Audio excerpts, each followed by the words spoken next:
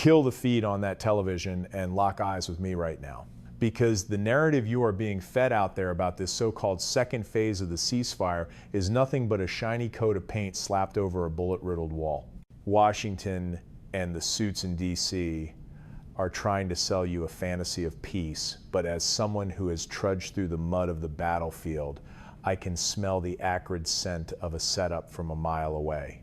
They talk about initiating phase 2. They paint a picture of a committee of Palestinian technocrats taking over the day-to-day running of the territory, which sounds nice and tidy, like we are building a little Switzerland in the middle of the Middle East. But wake up and look at the reality, because there are zero details given on who these people actually are. Donald Trump's special envoy, Steve Witkoff, went on social media to announce this like he was closing a real estate deal. Yet the announcement completely lacked any names or a concrete roster for this proposed national committee.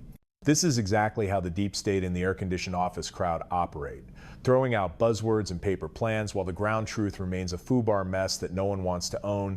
And believe me, when they say technocrats instead of politicians, that is just code for setting up straw men to take the heat when the firestorm inevitably hits.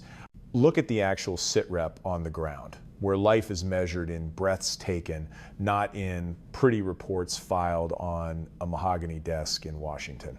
Witkoff claims this committee isn't even expected to start working until it gets the green light from a peace board chaired by Trump, a board that, as of this moment, has not even been created yet. Meanwhile, the stated objective sounds grand and reeks of neocon ambition: full demilitarization and reconstruction of Gaza, focusing primarily on the disarmament of all unauthorized personnel. Do you understand what that actually implies? It means someone has to go door to door, tunnel to tunnel, to strip weapons from guys who have lived by the gun their entire lives. And who is going to do that? Some technocrats in white dress shirts? No, that is a highly kinetic, dangerous task that no administrative memo can solve. Even though phase 1 started back on October 10th with the hostage swap, do not let the quiet fool you, because Israeli forces are still controlling most of the territory, holding a yellow truce line that serves as a thin, fragile barrier between life and death, and that is the naked military reality we are staring down. Never forget the cost paid in blood and bone, the kind of cost the news cycle likes to skip over to get to the political talking points. The Israeli bombardment may have diminished, but it has not ceased. And the fact that about 450 Palestinians have been killed since this ceasefire began is the hardest proof that this isn't peace. It is just war on a simmer. There has been absolutely no agreement reached on disarming Hamas, and that is a ticking time bomb waiting to go off. Meanwhile, the agony of the hostage families is still raw and open. Two groups representing Israeli former hostages and their families begged the U.S. not to declare this second phase until the remains of the last unaccounted hostage, Ran Javili, were returned. But what does Hamas say? They claim they are unable to find his body, a cold, calculated response typical of terrorists. Witkoff had to come out and warn that the U.S. expects full compliance, including the immediate return of the deceased hostage, threatening serious consequences for failure. But you have to ask yourself, do threats from a diplomat really shake the resolve of men holding AKs in the shadows? We need to dissect this proposed interim committee, because this smells like the same nation-building trap I have warned about 1,000 times. While Witkoff kept his mouth shut on the details, the Egyptian foreign minister, Badr Abdelhadi, jumped the gun and announced that an agreement had been reached on all 15 members. They are supposed to deploy to Gaza to manage daily life and essential services.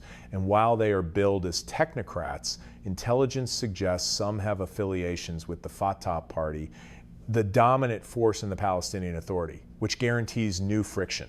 The names being touted as potential heads are Ali Shath, a former deputy minister of planning, and Majed Abu Ramadan, the health minister. Guys who might be good at pushing paper, but do they have the spine to stand in the kill zone of Gaza? And who is babysitting this operation? Diplomats in the region say it will be overseen by Nikolay Mladenov, a veteran UN diplomat from Bulgaria. Sure, he is respected and served as the UN envoy there for years, but he is still just a suit in a land of wolves. Reporting back to Trump's phantom peace board of world leaders that hasn't even been named yet. Finally, look at the logistics and the strategic big picture, where promises usually crash into the hard wall of reality. Discussions in Cairo are said to focus on further Israeli troop withdrawals, reopening the Rafah crossing, and flooding the zone with aid stockpiled on the Egyptian border. It sounds humanitarian and logical, but remember the hard lessons from the past. Opening borders and pulling back troops without absolute security guarantees just creates a vacuum for the enemy to rearm and regroup. We are talking about increasing the flow of goods, but who is checking those trucks to ensure it is medicine and not munitions? And who ensures the aid reaches the people instead of the stockpiles of the armed groups? Without a strict kinetic oversight mechanism, all these efforts are just a drop in the bucket, or worse, we are feeding the very enemy we are trying to neutralize. This is a high-stakes chess game the U.S. is walking into. And if we aren't careful, we are going to get bogged down in another endless conflict, burning taxpayer dollars and credibility on a fantasy of rebuilding a place where politics and hatred are baked into the soil.